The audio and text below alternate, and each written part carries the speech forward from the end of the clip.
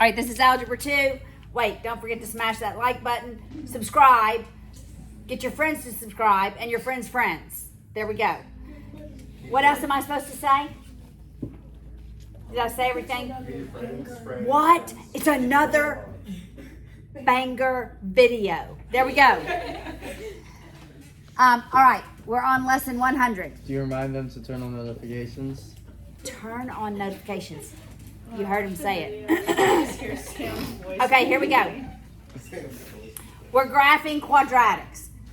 So that begs the question, what is a quadratic? What's a quadratic? An What is equation with four terms. terms. Yeah. What's the degree? Second Degree. It's a equal to- second degree equation with 4 terms. Set equal to 0. Y equals 2x squared plus 3x minus 5. That's really the 4 terms. And what we do is we set y equal to 0 and we solve for it. When we set y equal to 0, what are we solving for? X. Okay? And graphically, what are we solving for?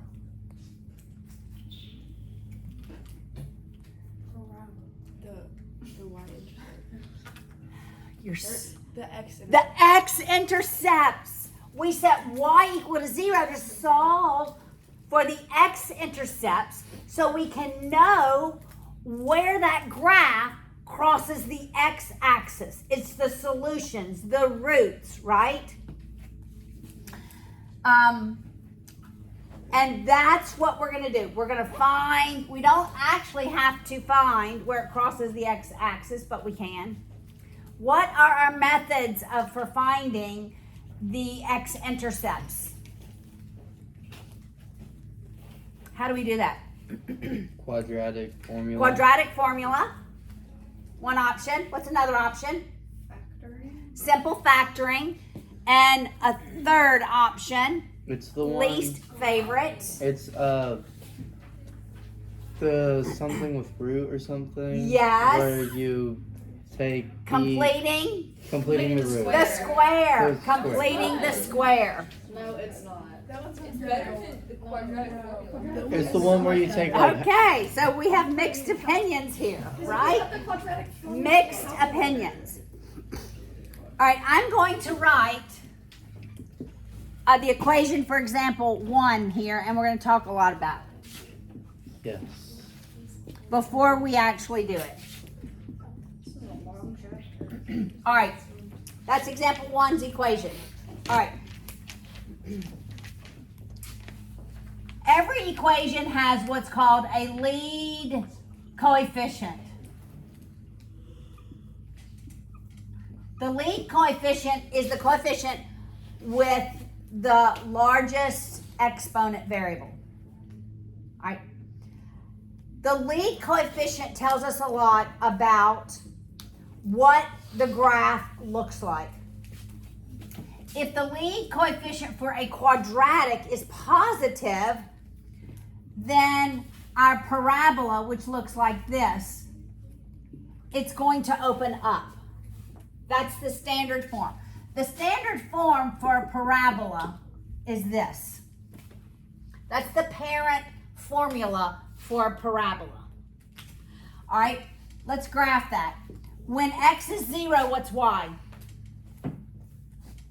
When the value of x is 0, what's the value of y? 2. Plug in 0 for x. What do you get 2. for y? 2. Right here. Oh. 0. 0. All right. When I plug in 1 for x, what do I get for y? 1.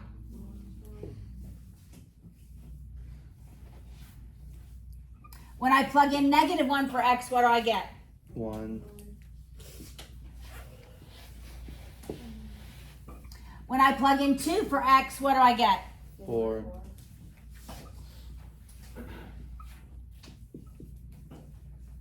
When I plug in -2 for x, what do I get? 4. So will y always be positive if the coefficient isn't Negative. y will always be positive if there's not a negative number before this x squared. And it opens up. All right, so there's something else I want you to see. All right, this point is 1, 1. This point, negative 1, 1. This point is 2, 4. This point is 2, negative 2, 4. All right? And this is called the vertex of the parabola. At the vertex, there's an axis of symmetry.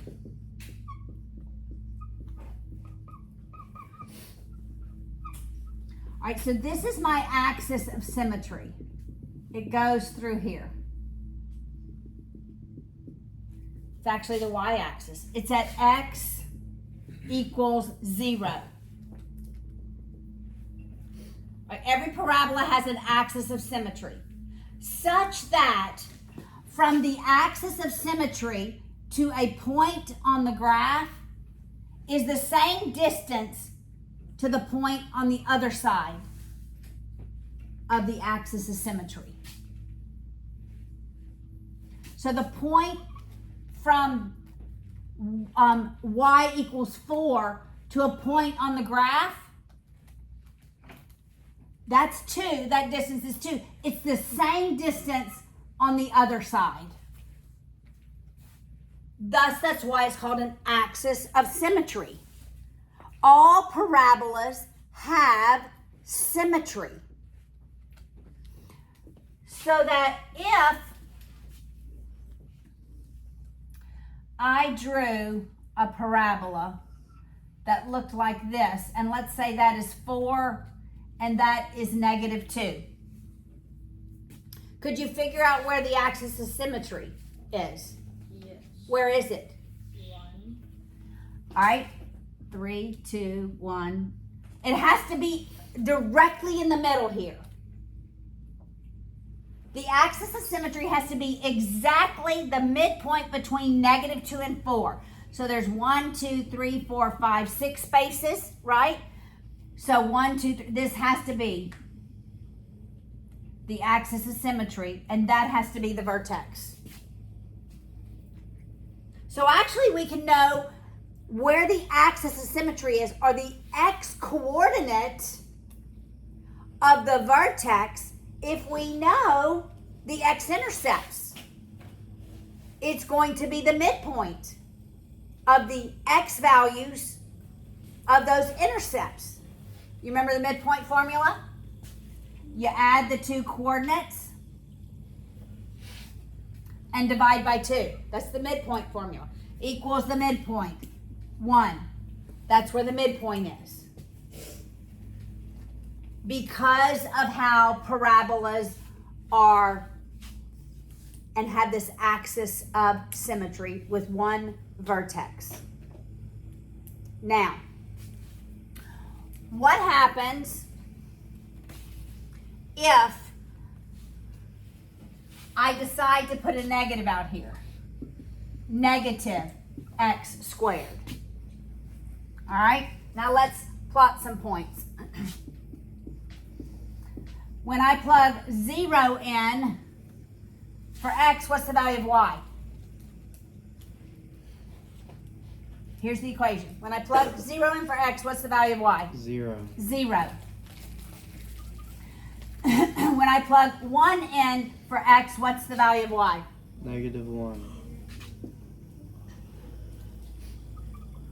When I substitute negative 1 in for x, what's the y value? Negative 1.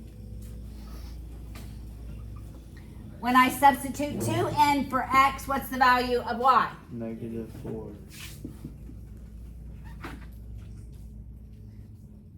And negative 2. Negative 4. What happens to the graph? It's going down. That negative reflects it across the x-axis. This negative says that's a vertical reflection across the x-axis. So always when you have that negative lead coefficient, your parabola will open down, always. When it's positive, your parabola will open up. There's always one vertex. All right, so for this one, when it's positive, your vertex is the very lowest x, the very lowest y value on the curve. It's called the minimum value of the curve. Did you follow that? So when it opens up, your vertex is the minimum of the curve.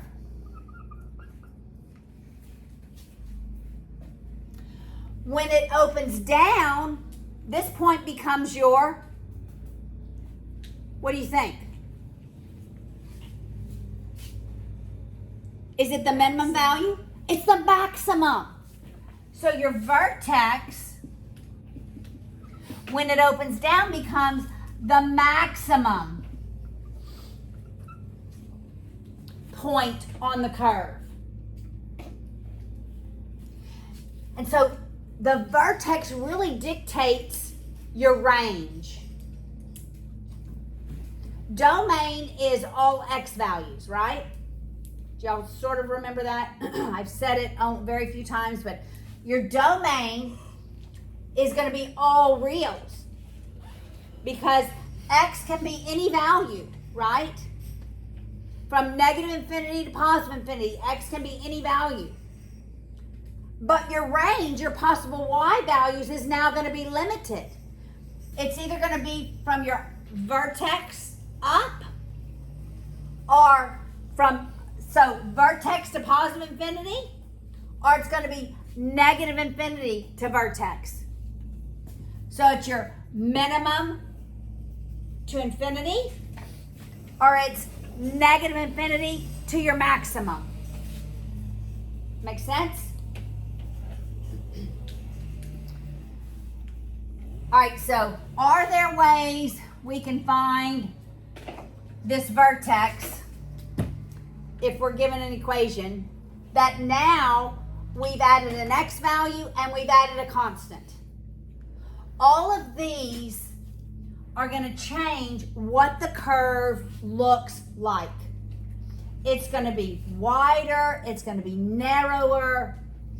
We can move it up, down. We can move this vertex up, down, left, and right. We're going to transform this parent form of the curve.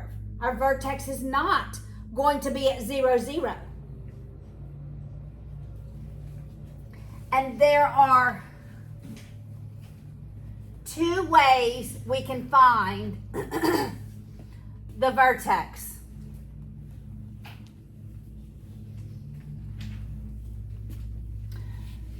Before we look for the vertex, you answer two questions just by looking at the equation in standard form. All right, so when you have the equation, this is standard form. We're going to transform it to vertex form. And then I'm going to go back and show you another way to find the vertex that's not in your book. All right? But we're going to answer two questions. The first question, how does it open? Does it open up or down? So for this equation, does it open up or down? Up. It opens up. Why? Because there's not a negative before the x squared. Lead coefficient is positive. All right, so it's going to open up.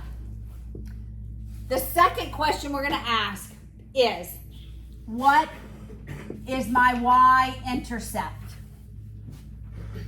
Before we do anything to this equation, that's what we're going to ask. What is my y-intercept? And we know the y-intercept when we set X to 0. x to 0. So what happens to this first term when x is 0? It goes away. It's 0. What happens to this term when x is 0? Goes away. So what now is my y-intercept? 2. It's always the constant. All right, so it's going to open up. It's going to cross the y-axis at 2. We are going to convert this to vertex form. We're going to go from standard to vertex form by completing the square. The method is to complete the square. All right, do you remember how we do that?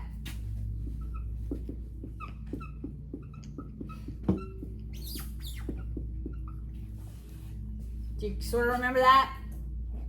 We're isolating our x coordinates, right? Our x values rather, and we're moving our constant out here.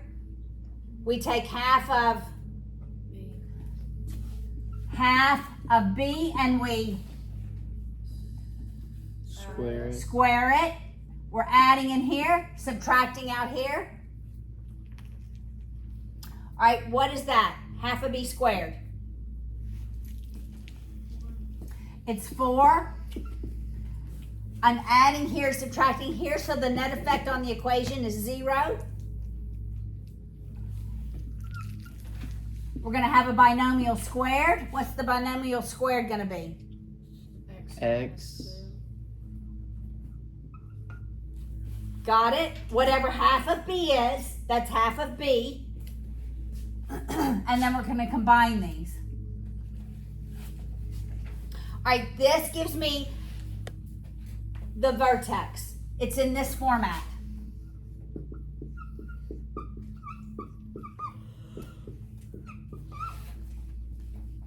Where the values of HK, that's my vertex.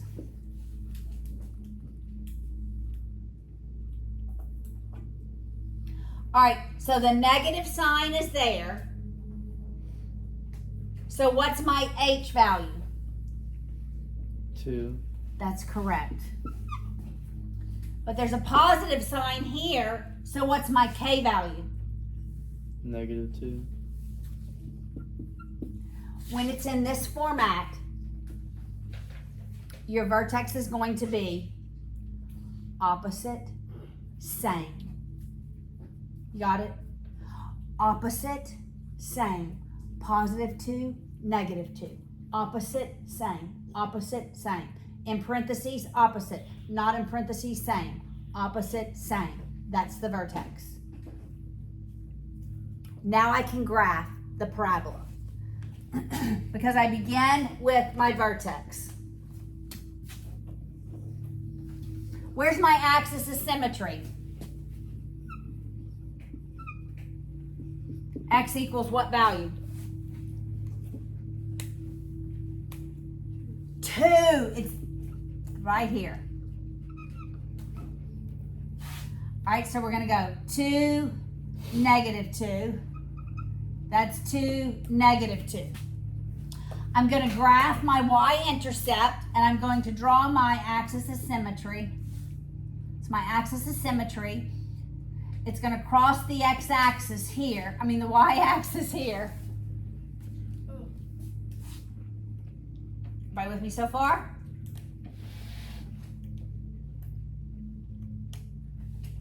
Because this axis of symmetry says that what happens on this side is a mirror image of what happens on this side, I can go 2 units to the axis of symmetry and go over 2 more units, and I have a point.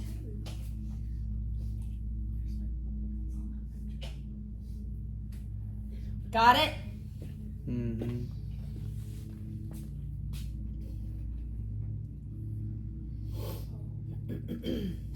Wait, so what are you doing with the -2 at the bottom? That's my vertex, 2, -2. All right, 2, -2. Oh, okay. So then how did you get the All right, I got the y-intercept. Oh, yes. Once I have the y-intercept, there's a point that is mirrored on the other side of the axis of symmetry.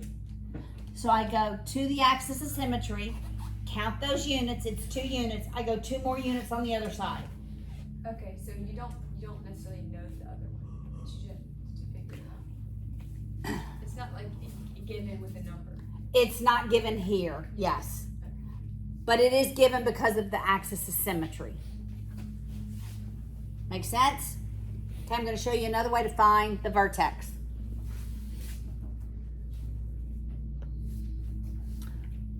All right. You know the quadratic formula. Yes. X equals Negative b plus or The minus. square root of b squared minus 4ac all over 2a. Do you remember what under the radical is called? The discriminant. The discriminant. All right, so this discriminates how many and what types of solutions a quadratic has. This gives me the x value of the vertex, the x coordinate. Amazing. All right, so let's do it with the original equation. The opposite of b 4. is positive 4. Negative, negative 4, which becomes positive. All over 2 times the value of a. What's the x coordinate? 2. The x coordinate is 2. So the opposite of b over 2a gives me the x coordinate of the vertex. How in the world am I going to find the y coordinate that goes with when x is 2?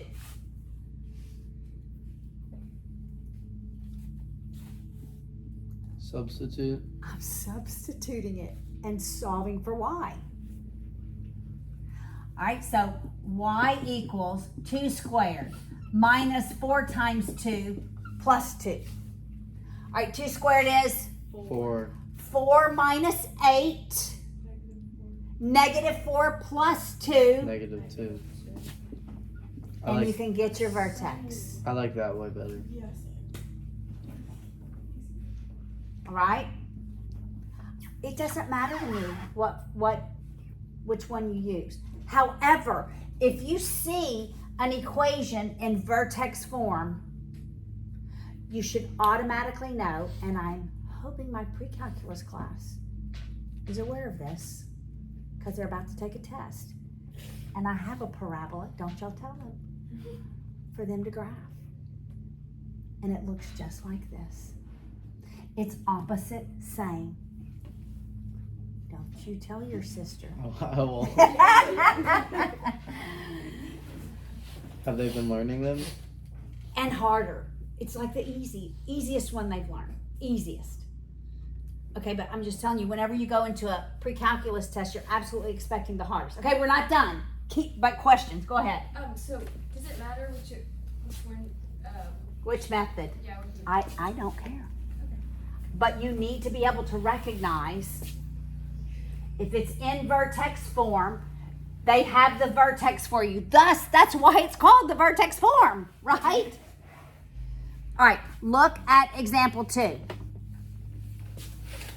Y equals the opposite of x plus 2x plus 2. Remember, I'm asking 2 questions before I graph it. What are those questions?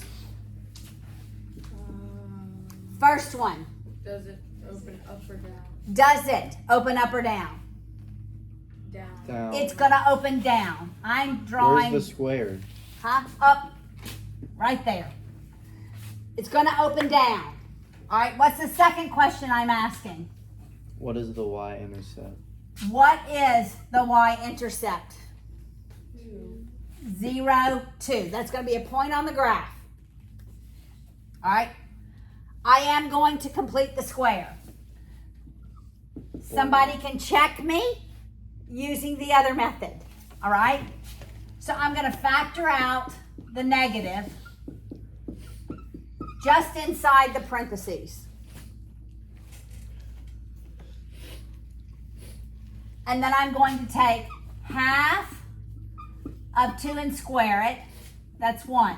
But am I really adding in here? Am I really adding in here? Got it. Am I really adding? It's minus a positive, so I'm really subtracting, so I have to add out here. Did you already find the y coordinate too? Mm-hmm. Okay. All right, so it's y equals the opposite of x minus 1 squared plus 3. Were you right? I got 1 and 3. Is it 1 and 3? Is the vertex 1 and 3? Opposite, same.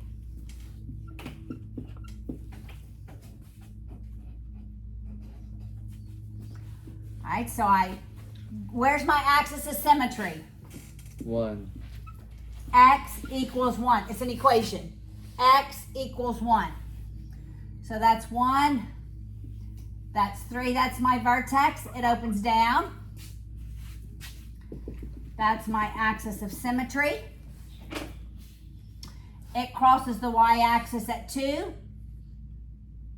That's 1 unit away from the axis of symmetry. So I go 1 unit to the other side of the axis of symmetry. And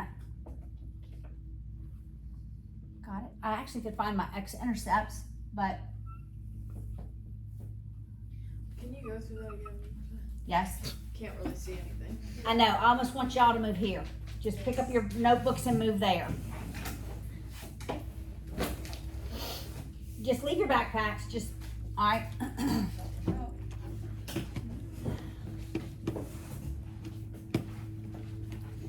All right, so once we get here, by completing the square, it's opposite, same. That's the vertex, 1, 3. I had my y-intercept at 0, 2. I have my axis of symmetry from x equals that number. So once I have my axis of symmetry and the y-intercept, I'm going to plot a point that mirrors this point, the y-intercept, on the other side of the axis of symmetry. So I go 1 unit to the axis of symmetry and 1 unit on the other side. And then I graph.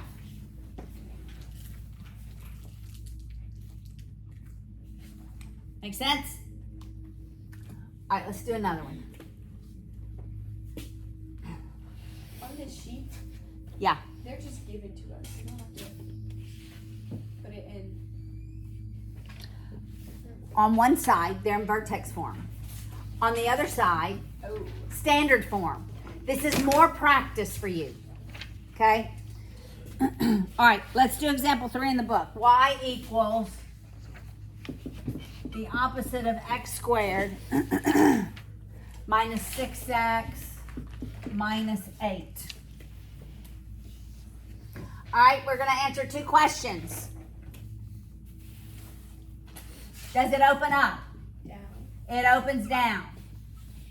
What is my y-intercept? God bless you. 0, -8. -8. It's going to open down. It's going to cross the y-axis at -8. All right, now we're going to complete the square. I'll do this in 2 steps. All right, first I isolate the x values. Then I factor out that negative. Because that negative's on the outside, I'm really subtracting in here. It's a negative times a positive, right? So because I'm really subtracting, I'm going to add in here. I'm going to add outside. Does everybody follow that? Because when I redistribute that negative, it's really subtracting that value. That's why I have to add it out here. All right, so I complete the square. I take half of the b value and I square it. That's 3, yes? Would you subtract outside if there wasn't a negative? Yes, absolutely.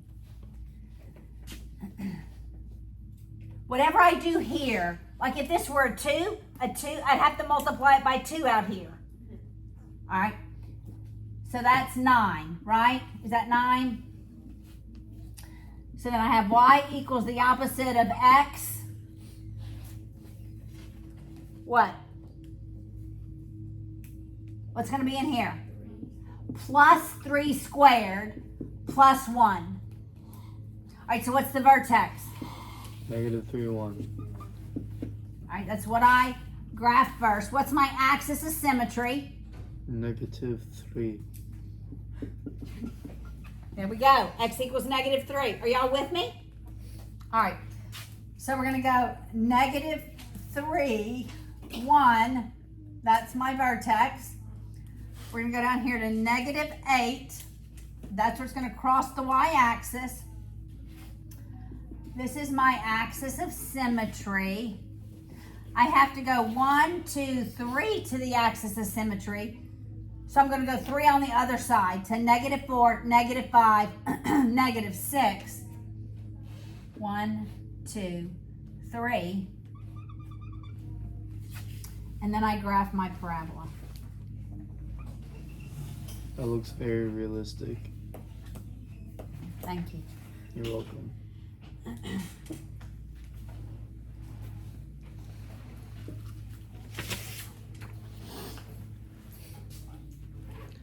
All right, what if we have one already in vertex form?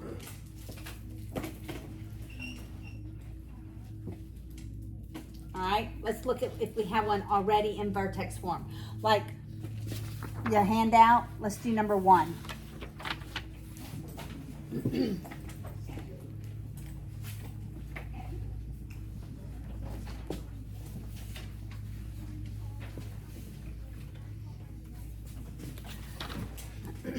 All right, so y equals -4 times x plus 1 squared minus 4. All right, does it open up or down? Down. It opens down. This number is not your y-intercept. The y-intercept, well, let's do the vertex first, since it's in vertex form. So you're going to open up or down, then the vertex, then the y-intercept. So -1, -4. So it's -1, -4. Opposite, same. That's going to be your vertex. It's going to open down. That's going to be my vertex. It's going to be way down there. Oh, that's why they did the graph that way. The y-intercept, when it happens when the value of X is 0. x is 0. That's what you do. Make x 0 to find your y-intercept. So So it's -4 times 1 minus 4. it's -8. It's -8. 0, -8. All right, so this is -1. 1, 2, 3, 4, 5, 6, 7, 8. That's -8. That's -4. -1, -4 is my vertex. My axis of symmetry is that x is -1.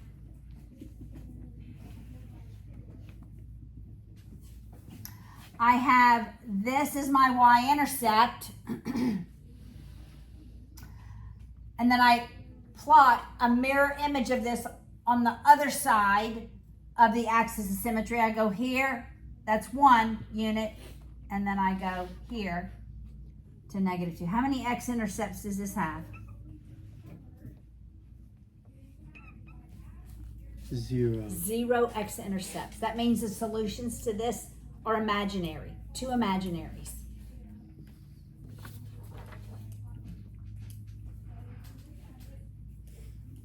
All right, let's do number 2 on the other side.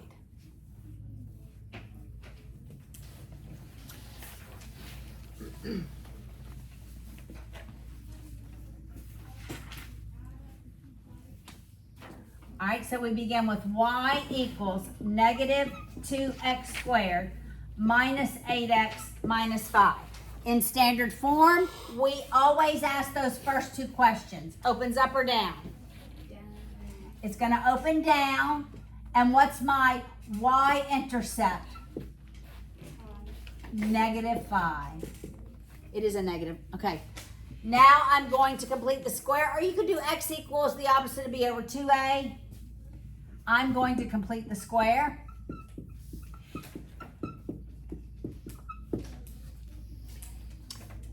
But here I'm going to factor out the negative 2. So negative 2, x squared plus 4x minus 5. Whatever I add in here, it's multiplied by negative 2, right? So whatever I add inside here is multiplied by negative 2. So if I say that's add and subtract, because this negative 2 is here, I'm also going to multiply on the outside by negative 2. All right? So we take half of b and square it. That's 2 squared, which is 4.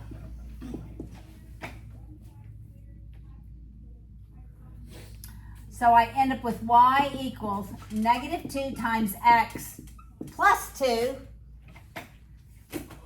That's going to be what? Plus 8. So that's plus 3. So where's my vertex? Negative 2, positive 3. Did y'all get that with the opposite of b over 2a? Yep. All right. Negative 2, positive 3. We're going up. It opens down. All right. Negative 2, positive 3. That's my vertex. It's going to open down, but it's going to cross. That's my axis of symmetry. X equals negative 2. I'm going to go 2 more on the other side of that axis of symmetry. I'm going to go down 5. 1, 2, 3, 4, 5. That's my y-intercept. 0, negative 5.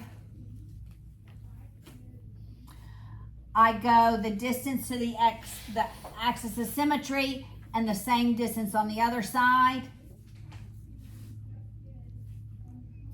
And I graph my parabola.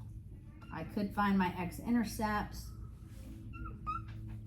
but that's what it looks like graphed.